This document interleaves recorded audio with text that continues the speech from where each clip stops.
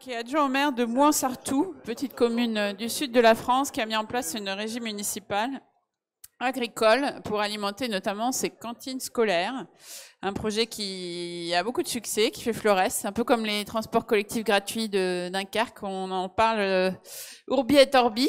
Et donc, on est très heureux d'avoir aujourd'hui parmi nous Gilles Perrol qui va nous raconter un peu cette aventure et la manière dont une petite ville peut finalement se saisir de cette question alimentaire comme d'un levier d'attractivité et de reconquête finalement de la relation qu'elle peut entretenir avec ses habitants.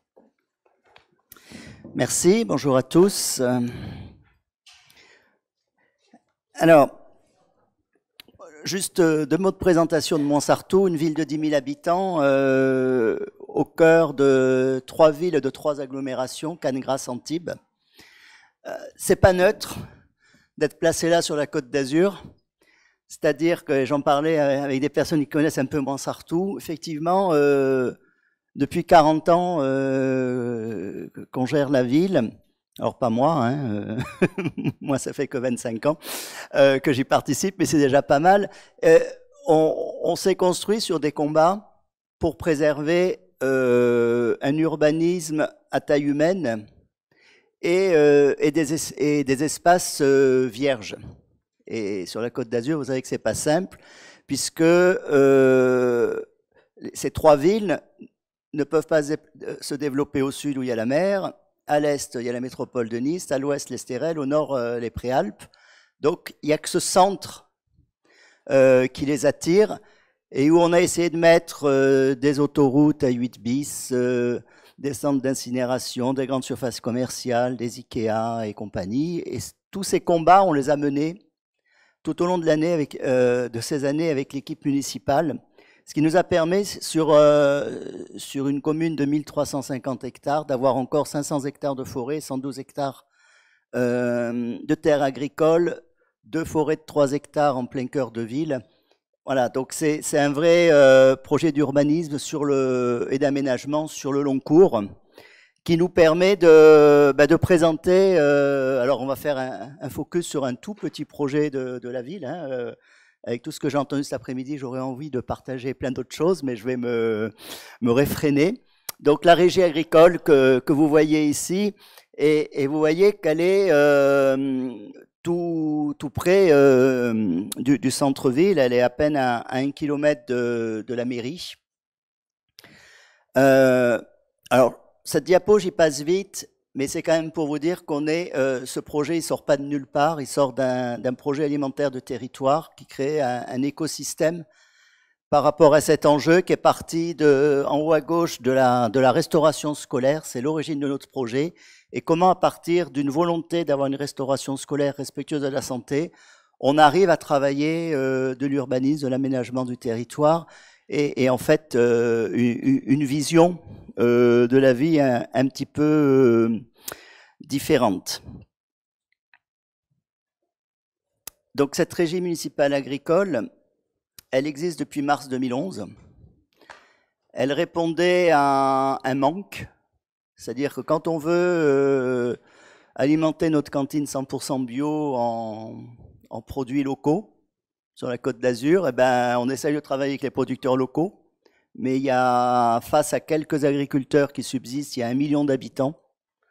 Et donc, répondre à les marchés publics pour des agriculteurs, c'est juste pas leur problème, et ils ont bien raison, hein, ils vont pas se fatiguer à remplir des dossiers, ils vendent facilement une alimentation de qualité. Et donc, face à ce manque, on s'est dit, en boutade, il n'y a pas, on va faire. On a l'habitude des régies sur la commune, c'est-à-dire qu'on a une régie des eaux et on vient de la sauver grâce à une SEM parce que effectivement on devait la basculer à l'Interco en 2020. On a les pompes funèbres, on a les cuisines, on a les transports scolaires, etc. Et donc on sait faire du service public et on a dit on va créer un service public de l'alimentation, de production alimentaire pour répondre à ce besoin de la cantine.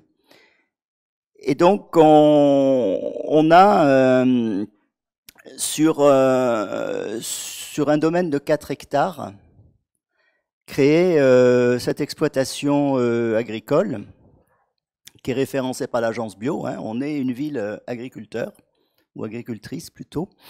Et donc labellisé bio en 2010. On a embauché un premier agriculteur en mars 2011. Et on a maintenant 3 agriculteurs. On a augmenté de 2 hectares le domaine. Donc on a un domaine de 6 hectares qui produisent 25 tonnes de légumes.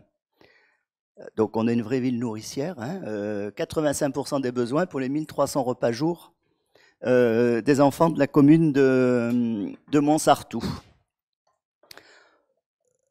Un budget de fonctionnement de 90 000 euros par an, un budget d'investissement de 90 000 euros sur 7 ans hors terrain. Parce que pour la petite histoire, ce terrain, on l'avait préempté en 2005. Dans le cadre d'une succession, les héritiers vendaient à un promoteur qui aurait fait un lotissement, comme ça se fait beaucoup chez nous, qui aurait encore mité le paysage. Et Andreas Kéry, le maire de l'époque, qui a une vraie vision pour sa ville en termes d'aménagement. Et voilà, on l'a préempté pour faire un projet autour de l'environnement. Et forcément, quand on a voulu faire cette régie agricole, les 2 projets se sont reconnectés. Et on a eu la chance d'avoir ce terrain au cœur de la ville et qui a progressivement produit, qui est monté en volume de production. Voilà, comme on lance pas une exploitation agricole du jour au lendemain, et qui a débuté avec les employés municipaux des espaces verts et qui maintenant a 3 agriculteurs salariés, diplômés, fonctionnaires, qui travaillent des semis. C'est-à-dire qu'on fait nos propres semis, on les repique, on plante, on récolte, comme vous voyez sur ces images. On a la chance d'avoir aussi une magnifique allée d'oliviers qui produit des oliviers, sauf en année caniculaire, comme 2019, là aussi. Et je crois qu'en étant à la fois élu et agriculteur, le réchauffement climatique, les enjeux climatiques, on les vit aussi d'une autre manière. Et comme tous les oléiculteurs de Alpes-Maritimes cette année, nous n'avons pas fait d'huile d'olive, parce qu'une canicule en juin, au moment où les olives sont toutes petites, c'est l'arrêt. Et ça remet quand même beaucoup de choses en cause dans notre vie quotidienne. Donc, des champs, on passe bien sûr à la cuisine. Et donc, vous voyez ce qu'ont la chance de manger les enfants, avec aussi l'été de la surgélation, comme on faisait des anciens, on conserve nos aliments qu'on produit l'été pour les remanger à la fin de l'hiver, quand on n'en a plus dans les champs, et avec les épluchures qui retournent au compost et à la terre, dans ce cercle vertueux. Ensuite, en termes de plus-value pour les habitants, au-delà de fournir une alimentation de qualité, avoir une régie municipale agricole, c'est un outil pédagogique. C'est reconnecter avec la nature, reconnecter avec ce qu'est l'alimentation de qualité. Et les enfants bénéficient d'un grand potager à leur disposition où ils peuvent planter, récolter, apprendre d'où viennent leurs légumes et donc avoir plaisir à les manger. Et sur ce domaine, on a eu la chance aussi d'avoir une grande bâtisse de 300 mètres carrés. Et donc, au cœur de ce domaine agricole, on a créé la Maison d'éducation à l'alimentation durable, qui est un lieu d'éducation et de formation. À l'intérieur, il y a une salle de classe pour les élèves, 2 cuisines pédagogiques qui viennent faire classe sur le domaine. Les familles viennent faire des ateliers cuisine avec leurs enfants. On a un diplôme universitaire chef de projet alimentation durable où on forme des agents des communes sur ces enjeux. Et à l'extérieur, il y a une parcelle pédagogique pour les enfants et pour les bénéficiaires de l'épicerie sociale, parce que l'alimentation durable, c'est pour tout le monde. Et donc, voilà, il y a cette volonté d'intégration sociale de toutes les catégories. Et c'est aussi un formidable outil pédagogique pour les élus, une régie municipale agricole, puisque si on n'avait pas eu en 2008-2010 cette difficulté à s'approvisionner en légumes et cette idée de faire la régie agricole, notre nouveau PLU d'octobre 2012, que vous voyez à droite, n'aurait sûrement pas été celui-là. C'est-à-dire que on a pris conscience de la nécessité de préserver des espaces pour nourrir la population. Et c'est comme ça qu'on est passé de 40 à 112 hectares classés agricoles. Donc avec des hectares constructibles qui redeviennent agricoles, je vous rappelle qu'on est sur la Côte d'Azur, et que donc la spéculation foncière et le risque politique, le portage politique devait être très fort. Ceci dit, 2012, on est en 2020, on est toujours là, donc ça s'est passé, et bien. Et donc, vous voyez comment on peut après dessiner un territoire dans une zone, dans un département où la côte est hyper urbanisée. Et vous voyez qu'entre les surfaces jaunes et les surfaces vertes, on a quand même réussi à préserver beaucoup d'espaces vierges de construction. Et on ne distingue pas les deux petites forêts au cœur de la ville dont je vous parlais tout à l'heure, mais aussi 2 fois 3 hectares de forêt en hypercentre. Et avec 1 hectare qu'on va regagner parce on est en train de finir un parking qu'on a enterré aussi. Et dessus, on va refaire descendre la forêt du château. C'est un projet qu'on mène avec Gilles Clément au niveau de la revégétalisation, puisqu'il était intervenu sur le parc du château par une commande publique, parce qu'il y a un centre d'art à l'intérieur qui accueille une collection nationale. Et voilà, cette volonté de reconquérir la nature. Voilà, j'ai fait court pour laisser la place au débat. Je crois qu'on peut applaudir Monsieur l'adjoint au maire. Bravo pour cette initiative. Ça me fait regretter à l'époque, quand j'étais scolaire, effectivement, la cantine scolaire que nous avions n'avait pas forcément ce même tropisme, si j'ose dire. En tout cas, ça donne envie de retourner à l'école. En tout cas, bravo, c'est une belle initiative. Vous avez parlé d'ailleurs de bio et local.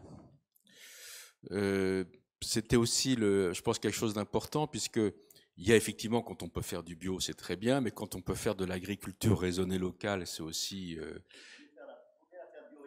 oui, non, mais ce que j'aime pas, c'est quand on dit bio... Non, mais naturellement, mais voilà, parce que ce que j'aime pas, c'est quand on dit bio, mais que on oblige du bio dans les cantines, mais que ça vient de l'autre bout du monde. Donc je trouve qu'en termes d'empreinte carbone, c'est quand même pas génial.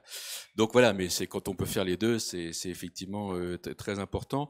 Une question un peu moins romantique. Vous avez évoqué des chiffres tout à l'heure de coûts de fonctionnement et d'investissement.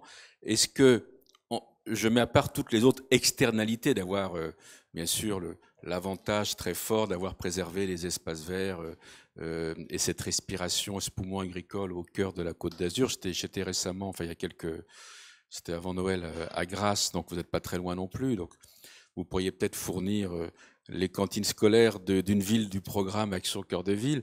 Mais voilà, c'était juste pour faire la connexion. Mais est-ce que, et en enlevant toutes les externalités positives extérieures qui sont immenses, est-ce que économiquement, ça revient plus cher à la commune de faire ça, ou plutôt que d'acheter, si vous aviez fait un marché classique d'approvisionnement?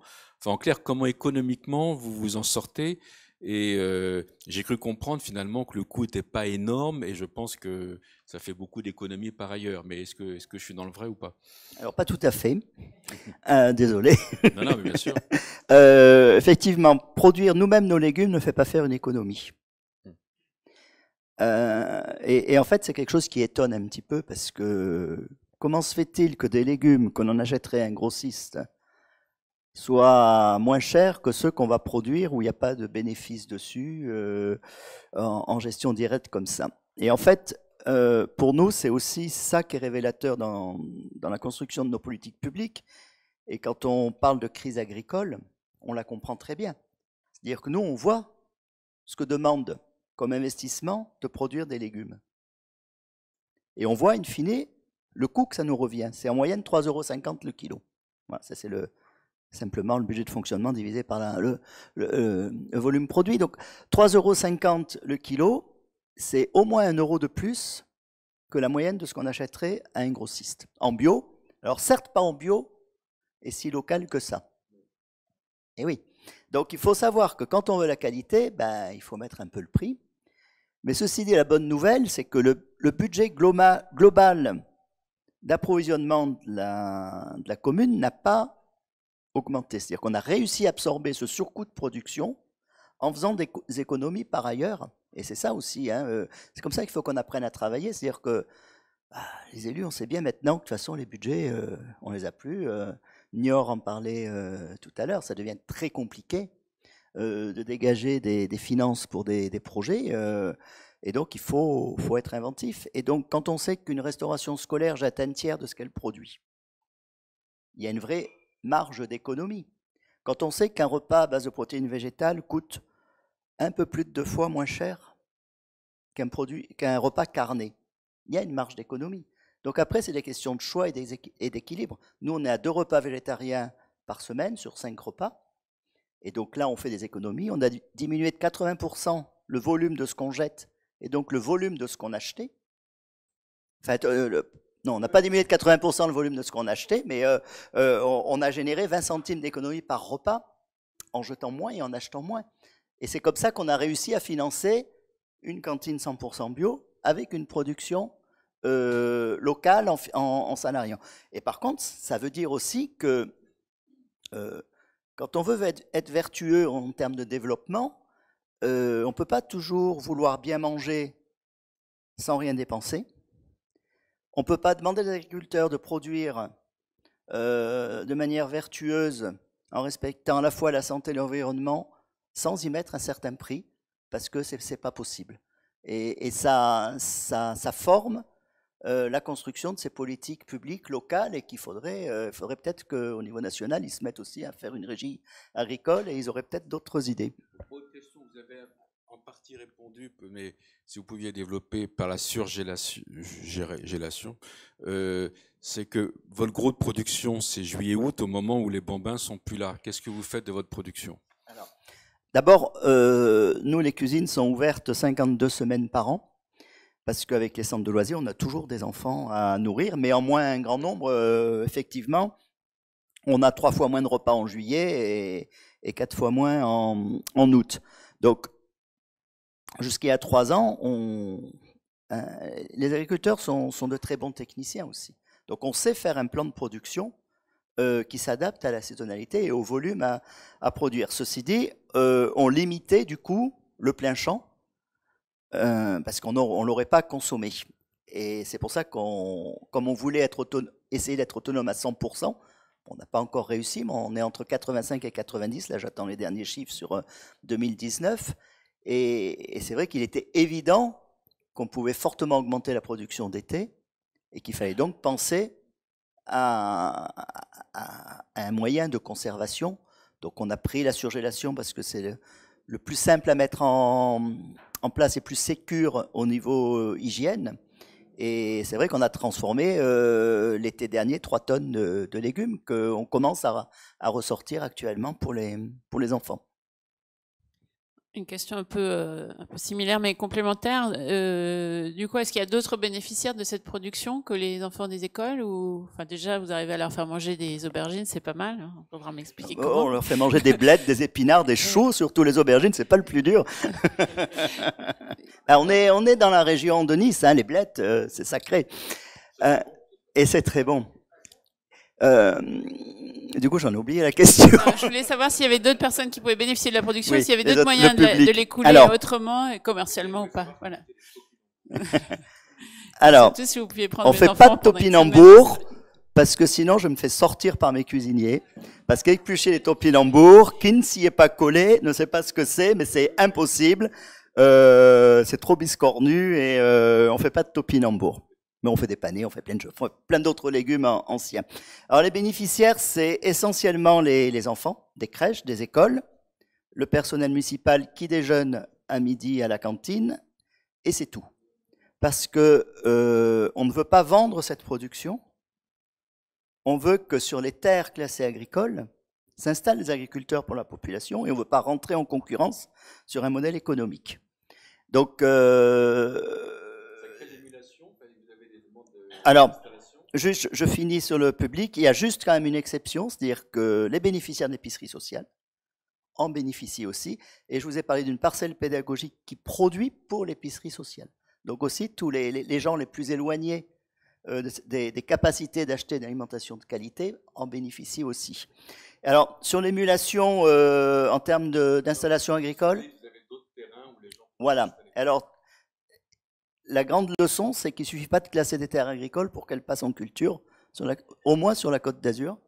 C'est-à-dire que les propriétaires, parce que c'est des terrains privés la plupart, hein, et donc il faut que le propriétaire accepte de louer. Et il faut que le propriétaire accepte de faire un deuil d'une valorisation de son foncier. Et pour le moment, c'est encore très dur. Donc on commence, c'est un travail de longue haleine, hein, c'est-à-dire qu'on commence, on a maintenant identifié une dizaine de propriétaires prêts à louer. Donc on accompagne des porteurs de projets, mais on a un deuxième problème sur la Côte d'Azur, c'est le coût du logement. Tous les terrains agricoles sont sans bâti. Donc on peut faire du bâti technique, mais on ne peut pas faire du bâti pour habiter. Et ben, quand un porteur de projet fait son business plan, ben, quand il faut pour un studio sortir 700-800 euros, et s'il a une famille, 1300-1500 euros de loyer, ben, ça ne marche pas.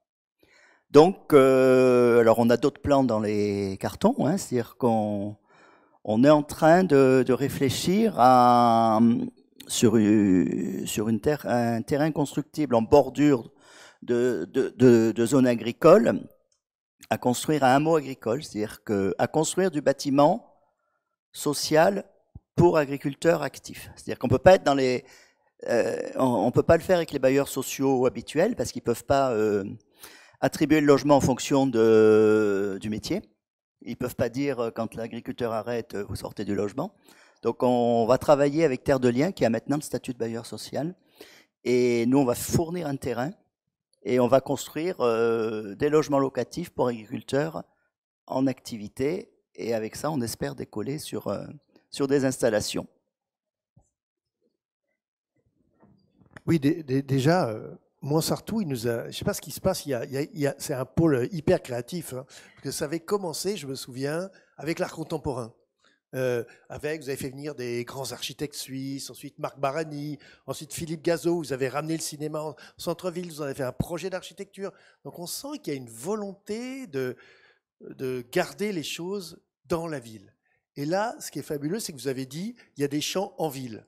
Ce que vous avez dit, on voit la photo, on voit rien de bâti autour, et vous dites, on est au cœur de la ville. Moi, je trouve que là, déjà, il y a une spécificité très intéressante. Alors, là, vous venez d'expliquer que vous expérimentiez avec les agriculteurs quelque chose, là, et un bailleur, entre guillemets, d'un type nouveau. Je crois que c'est vrai qu'il y a quelque chose toujours, peut-être, faire de cette ville une ville expérimentale. Est-ce que vous pensez que déjà la chose est exportable? Parce qu'ici, il y a plein d'autres gens venant d'autres villes. Est-ce que vous pensez que ce modèle-là, ils peuvent le faire chez eux? Oui. Alors, c'est vrai qu'on est un peu rebelle. Sous-entendu, facilement. Oui, on est un peu rebelle depuis longtemps. Et d'ailleurs, on n'a pas de PLUI. On a gardé notre PLU communal. On a refusé à passer en PLUI. On a réussi à les convaincre que chacun fasse ce qu'il veut. Ceux qui veulent passer en PLUI, ils le font, mais nous, on garde la maîtrise de notre aménagement. Et oui, c'est reproductible. Et je le dis d'autant plus facilement que dans le cadre de notre projet alimentaire territorial, le 5e pilier d'action, c'est l'essaimage de notre projet. Et en fait, on est chef de file d'un projet européen qui s'appelle BioCantines, qui accompagne 6 villes européennes à s'inspirer de notre projet. Et actuellement, il s'est créé une régie municipale à Troyan, en Bulgarie.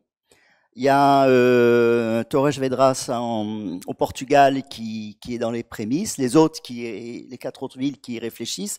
On a un autre réseau qu'on a lancé au mois d'octobre dernier. Il y a des Italiens là oui, Rossignano Marittimo, à côté de Florence. Et on a aussi 9 collectivités françaises dans un nouveau réseau qu'on a lancé en octobre dernier, qui s'appelle Cantine durable, territoire engagé, où on accompagne 9 collectivités. Pareil, on a une méthodologie de transfert de notre projet alimentaire. Et j'étais la semaine dernière à Épinal, à la Ferté-sous-Jouarre. J'ai été à Rhône-Crussol, en face de Valence, en Ardèche.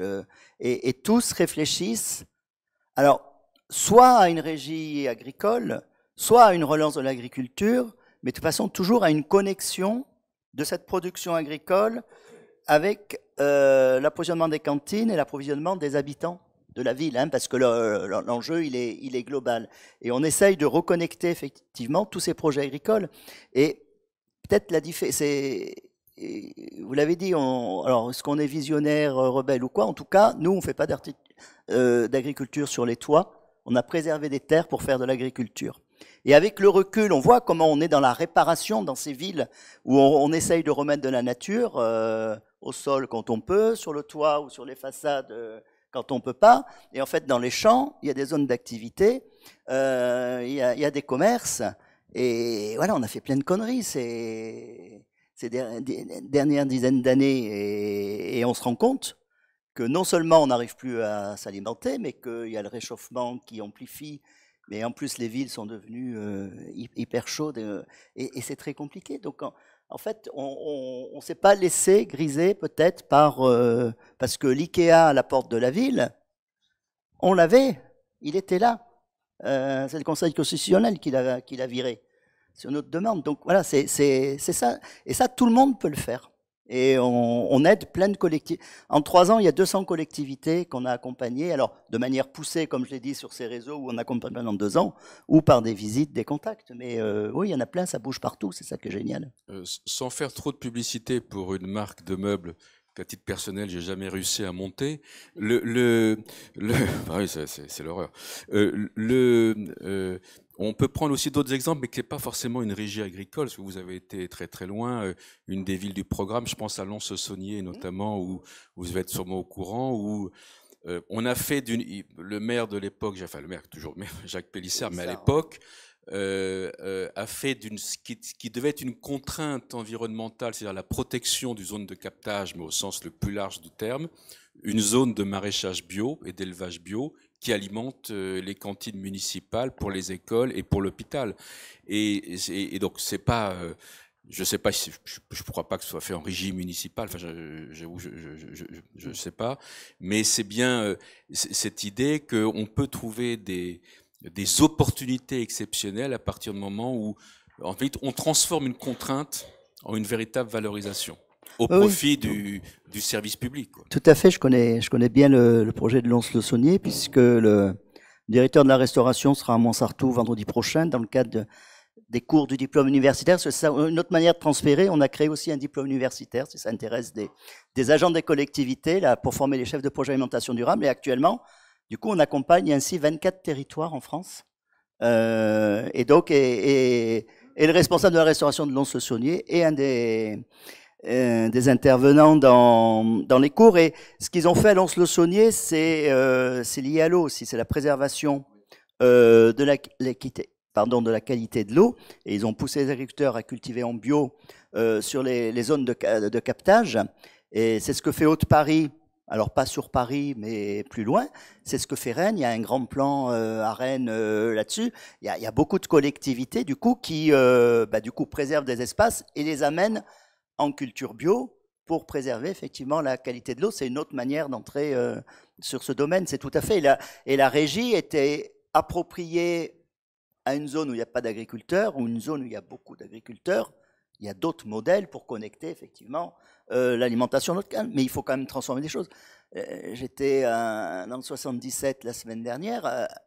Je veux dire, pour s'alimenter dans le 77 en local, c'est compliqué, alors qu'il y a des centaines d'hectares agricoles. Mais on ne mange pas que des céréales. Donc voilà, c'est aussi ça, c'est repenser la relocalisation de notre approvisionnement et donc la diversification, revenir à de la polyculture pour nourrir l'habitant au plus proche. C'est le circuit court dont on rêve dans nos centres-villes, qui approvisionne les centres-villes. Et juste une autre manière de nourrir les habitants, c'est un projet qu'on va mettre en place qui s'appelle le Citoyen nourrit la ville. Parce qu'effectivement, les agriculteurs, ils sont un peu lents à installer. Et en fait, on a plein de délaissés dans les villes et tout. Et voilà, et nous, on a quand même... Il y a beaucoup, malgré tout, de mitage hein, chez nous. Vous l'avez vu dans ces zones marron clair. Et en fait, il y a plein de jardins où on pourrait produire de l'alimentation et on crée un projet, Viens jardiner chez moi, où on met en relation un habitant en appartement avec un habitant en villa pour cultiver ensemble les légumes des deux familles. Bravo. Il y a des questions dans la salle. J'en vois une. Alors moi, je suis admiratif évidemment de votre projet auquel je souscris, mais vous êtes une enclave. Vous dites que vous avez refusé d'être dans le PLUI. Moi, ça me dérange beaucoup parce que par ailleurs, vous êtes aux portes de cette urbanisation du littoral, avec une pression évidemment. Vous avez choisi de ne pas être le réceptacle de cette arrière-ville, enfin de la ville, de l'arrière-ville, avec ses commerces, avec des logements que la ville ne veut pas ou ne veut pas accueillir, la ville voisine. Comment vous répondez quand même à une solidarité qui va au-delà des portes de votre micro-territoire? La solidarité, c'est pas la soumission. Et d'ailleurs, le fameux marchand de meubles, il se construisait sur la ville voisine. Hein, il n'était même pas chez nous. Donc mais on l'a combattu quand même. Et je crois que le travail qu'on a fait sur Montsartou. Alors, vous savez, la politique politicienne est toujours présente sur les territoires, surtout dans le 06. Et on a longtemps été effectivement le vilain petit canard parce qu'on était assez atypique. On a souvent dit que le maire était Askérix, donc vous voyez qu'on n'est pas loin effectivement. Et la meilleure nouvelle, c'est que même en gardant notre PLU, en fait, on voit les PLU voisins ou les PLUI voisins évoluer. S'inspirer, préserver des terres agricoles, une ville voisine qui avait justement ce projet immobilier, donc il y a eu une guerre très longue, qui vient visiter notre région agricole et qui en fait une chez elle. Donc on est beaucoup moins enclavé et beaucoup moins isolé qu'avant, donc on peut. Mais nous, on est convaincus que les décisions doivent être prises au plus près des territoires et des citoyens. Et c'est ce qui nous gêne dans les agglos et dans les métropoles.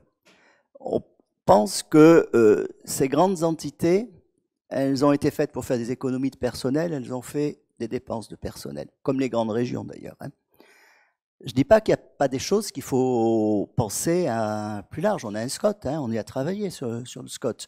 Donc, il y a des enjeux qui doivent être travaillés sur des grands territoires, mais c'est important que d'autres enjeux restent dans le domaine des compétences des communes. Nous, c'est une question de principe. Notre politique culturelle, notre politique éducative, notre politique d'urbanisme, nous l'avons construite avec nos habitants. Et il se trouve qu'on a un projet atypique qui est regardé et on ne s'est peut-être pas planté. Et la ville ne serait pas ça si on avait été en PLUI. Donc si on refaisait l'histoire, un PLUI il y a 30 ans, on ne serait pas ce qu'on est aujourd'hui. Donc ce n'est pas forcément la bonne solution. Non, mais je n'essaye pas de vous convaincre, je vous donne en débat, je vous donne mon avis. Non, cher monsieur adjoint au maire, j'ai été pendant 7 ans directeur général des services de l'Association des maires de France. On s'est beaucoup battu sur une vision de l'urbanisme qui soit plus une vision de partage que de hiérarchie. Et donc, les propos que vous tenez ont certaines résonances. Il n'y a pas d'autres questions à notre intervenant sur ces sujets de cantine. Alors, on va passer à la parole. Qui n'a pas amené de légumes et de fruits, malheureusement, mais on aurait bien aimé les goûter. Mais c'est plus la saison, ils sont surgelés. Oui. Merci beaucoup. Merci.